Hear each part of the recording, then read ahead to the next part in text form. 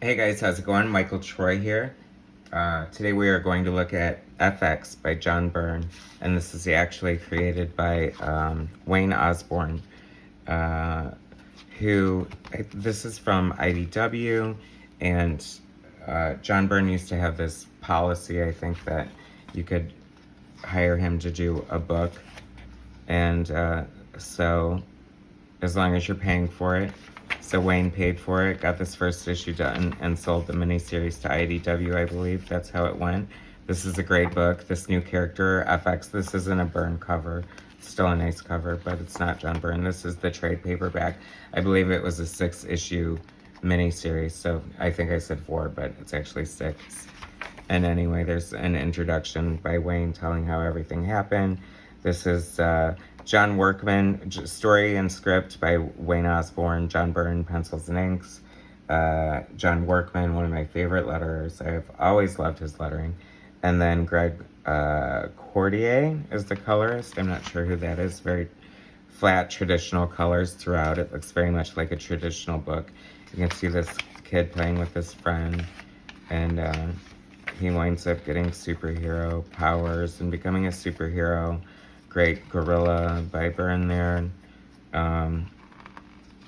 But this is Wayne's character, and basically John Byrne was what he called the art robot, I believe, is what he calls himself when he's working off of someone else's script.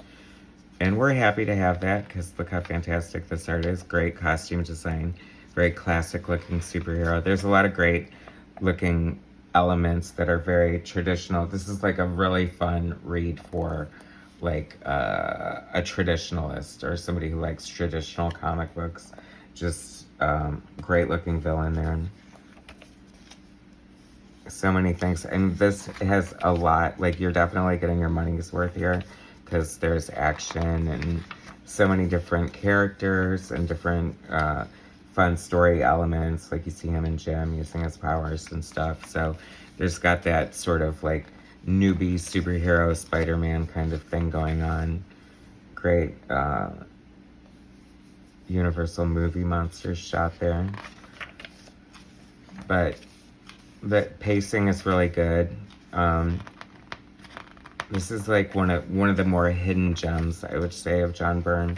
Like when people find out about this, they're always pleasantly surprised because it's pretty freaking cool.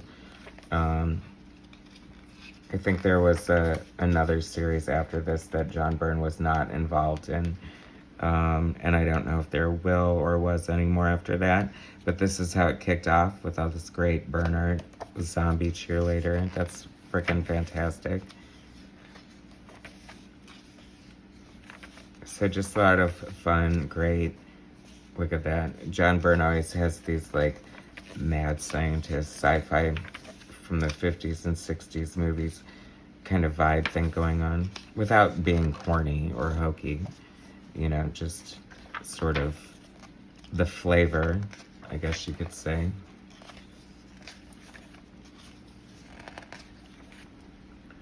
This is quite, I mean, this was quite an in-depth story with lots of things going on.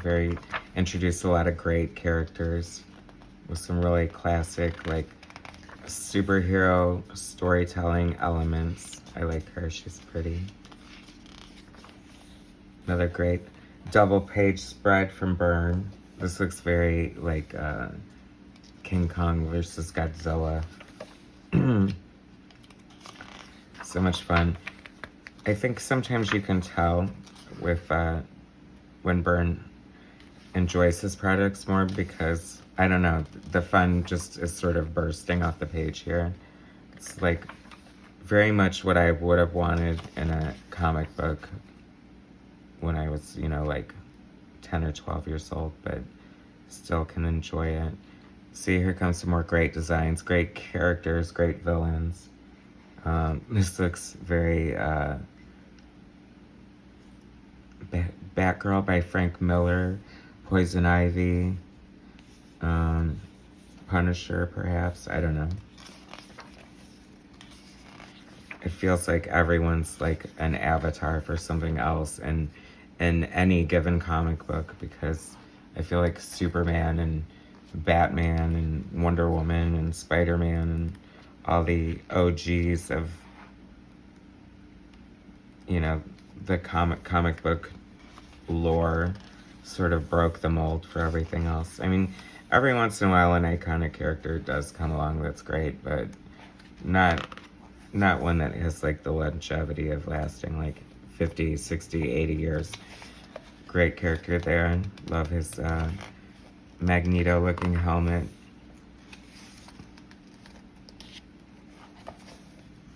It's the cover gallery, I think. Yeah, these are the covers to the issues. Love that zombie cheerleader. So this is John Byrne's foray into art for hire for independent comics. Well, IDW rather. But this is a fun book. A hidden gem. If you haven't seen it, you should definitely check it out. FX by John Byrne and Wayne Osbourne. Here's some fun sketches in the back. Concept sketches and prelims. So anyway, hit like and subscribe to my channel if you like my content, and I will bring you some more soon. And that was a look at John Byrne doing FX by Wayne Osbourne. All right, thanks guys.